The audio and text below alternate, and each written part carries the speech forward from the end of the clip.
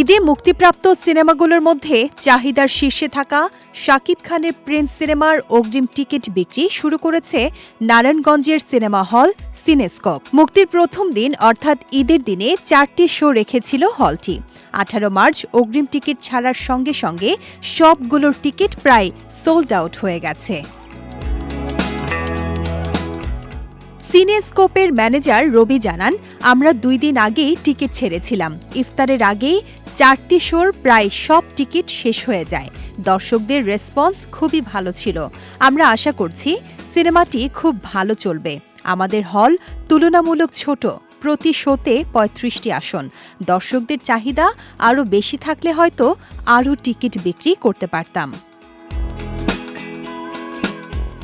অনেকেই বলছেন, প্রথম দিনের এই বিপুল আগ্রহ প্রমাণ করছে প্রিন্স ঈদে বক্স অফিসে হিট হতে চলেছে। বিশেষ করে ছোট হল হওয়া সত্ত্বেও টিকিটের দ্রুত বিক্রি সিনেমাটির জনপ্রিয়তার প্রমাণ। শিরিন সুলতানার প্রযোজনায় আবু হায়াত মাহমুদ পরিচালিত এই সিনেমায় শাকিব খানের সঙ্গে অভিনয় করেছেন তাসনিয়া ফারিন, জ্যোতির্ময়ী দিব্যেন্দু, রাশেদ মামুন অপু, ইন্তেখাব দিনার, ডাক্তার এজাজ, শরীফ সিরাজ সহ এক ঝাঁক অভিনেতা।